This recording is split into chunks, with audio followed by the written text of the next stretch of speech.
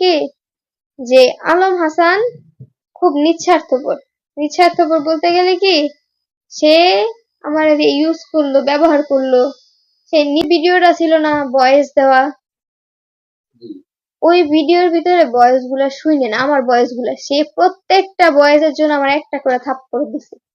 মেয়েরা সবসময় চায় তার স্বামীর সংসার করতে, সে আমার এত অপবাদ দিছে এগুলো আমার গায়ে লাগে না, কারণ আমি এখনো লিগেলি তার বউ। ওই অপবাদ গুলো তার গায়ে গিয়ে লাগছে।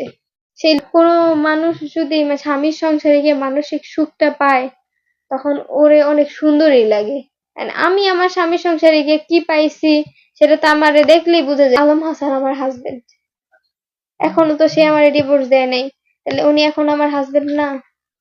আমি বলি মূল ঘটনাটা আমি বলতেছি। লাইভ আমি আগে যাইনি, উনি গিয়ে বলতেছে ওনার ডকুমেন্ট চুরি করে নিয়ে আসছি। আমার আল্লাহর রহমতে আমার বাবা মা যথেষ্ট দিছে, আমার ওই ডকুমেন্ট চুরি করার কোনো ইচ্ছাই নেই। উনি আমার ডিভোর্স দিয়ে দিবে, ডিভোর্স দিয়ে দিলে উনি সোশ্যাল মিডিয়াতে আমার যা ভিডিও আছে ডিলিট করে দিবে, আমি আমার মতো বাঁচবো, শেষ। এই যে খোঁচাখুচি আমি বেড়াতে 20,000 টাকা নিচ্ছি, ওই বেড়া নিয়ে আসুক, নিয়ে আসার পরে আমি ওই বেড়ার হাতে 20,000 টাকা ধরাই দিব। ভাই আমি তো যাই তা না। আলম হাসান এখন কেন এগুলা বলতেছে জানেন? আমার এই পেজটা মিরাক্কেল ভাবে পেজে ফলো হয়ে গেছে। আমি কিন্তু পেজ সম্পর্কে কিচ্ছু বুঝি না। ফলোয়ার হয়ে যাওয়ার পরে দিয়ে এই পেজের ভিতরে কিন্তু আমি ভিডিও ছাড়ি না, জাস্ট স্ট্যাটাস ছাড়ি, ভিডিও ছাড়তেছি না।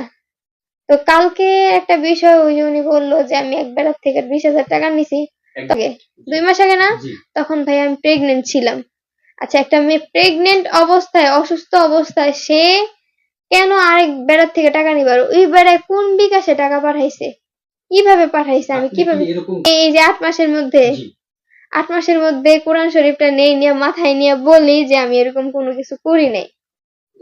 আরেকটা কথা, যখন পেজটা আমার দাঁড়াইলো 1 লাখ ফলোয়ার হইলো, তখন আলম হাসান পেজে স্টেক দেওয়ার জন্য একটা ছেলেরে, আমার কাছে ডকুমেন্ট আছে, একটা ছেলেরে 8,000 টাকা দিছে এই পেজ উঠায় দেওয়ার জন্য। ছেলে নিজের মুখে স্বীকার, বোনের শ্বশুর বাড়ির অবস্থা বিরাট অবস্থা, কয়েকশো কোটি টাকার মালিক ওনারা। আমার বোনের কোনো প্রয়োজন নাই যে পেজ দিয়ে টাকা কামায়া ওই টাকায় চলবো, হ্যাঁ প্রথমত।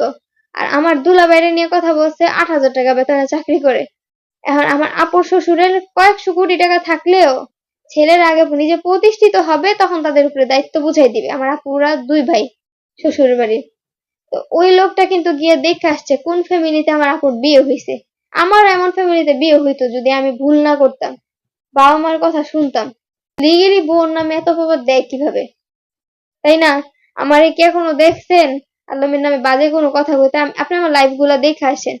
আমি হয়তো 2-3টা কথা বলছি, কথা বলার পরে আমি চুপ হয়ে গেছি যে না থাক, নিজের জন্য মানে